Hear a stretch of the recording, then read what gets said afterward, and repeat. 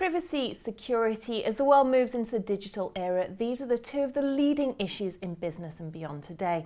With me to discuss how to make sure you're protected is Bill Connor from Silent Circle. Well, Bill, first off, how big of an issue is this today? How protected are people's information and data? If you look at the attack vector, there are about 5 attacks every second. People are attacking you, and what most people don't understand, if they want in, they're going to get in. The mobile phone is such a part of our world today.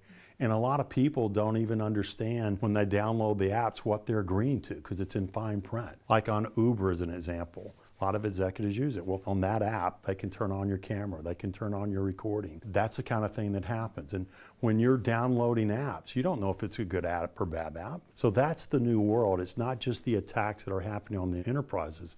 It's the attacks that are happening in the mobile space and in your own personal space where you work and play. One of the things we're trying to do is we're trying to give the employees and companies a way to protect on each app. So if you have this kind of technology, it's not going to let you release data to someone that you didn't want. And what sort of information is used without people's permission? It's absolutely amazing. One of the things of why we did our Blackphone 2 is whether you're an iOS or an Android phone user, they don't really have what I call fine-grained permissions control. And what I mean by that, if you're on iOS, you know location, yes or no, Wi-Fi, yes or no. But when you go down to specifics, you don't know what they're asking. It's all in MySpree. You agree to it or you can't use it. What our Blackphone 2 does is go down app by app and tell you everything that you're giving permission to that application, whether it's Uber, whether it's Amazon, whether it's any app on your phone. What that gives you the ability to do is say deny it,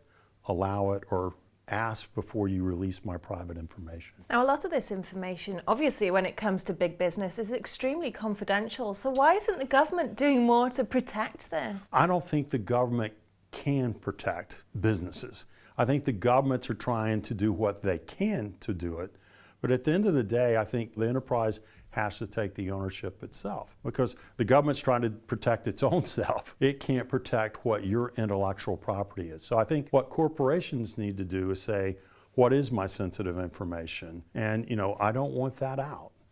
And use the technology that's available, whether it's Silent Circle or someone else, to protect that intellectual property or data leakage in the sensitive communications. I imagine a big barrier to tackling this issue is people not really realizing the seriousness of it. So how important do you think it is for businesses to really tackle this head on moving forward? I think businesses are spending a lot of money and time now on the defense side. What I'm now seeing though is the other side of that, where the executives I'm talking to around the world are going, I'm really worried about my communications, whether it's voice, whether it's text, whether it's email, is that secure?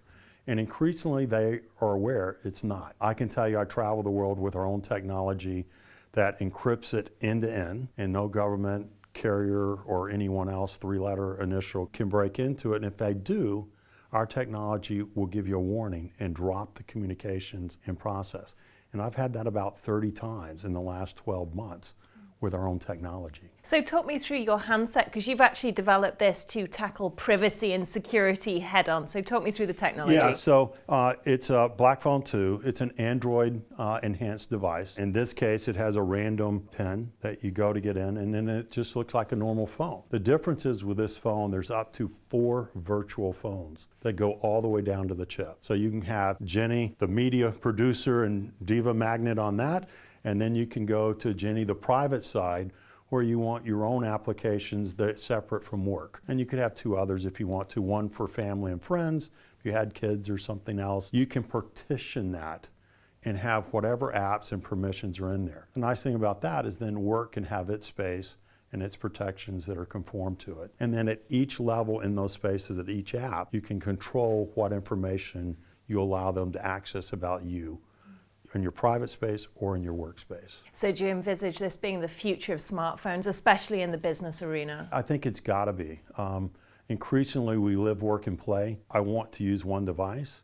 I don't want to carry around multiple devices. But we also realize that not everyone's going to buy one of our phones. Our application called Silent Phone, you can buy it as a consumer, obviously, but it's geared more for enterprises, so you can put it on multiple devices and you can talk anywhere in the world without roaming charges and know it's end-to-end secure. So finally, tech obviously evolves very rapidly. So what sort of future innovations do you have in the works? The fun thing about being in this business is every time you think you've got it, it's kind of like it's working, now it's not. We've been very fortunate to have not been breached at this point.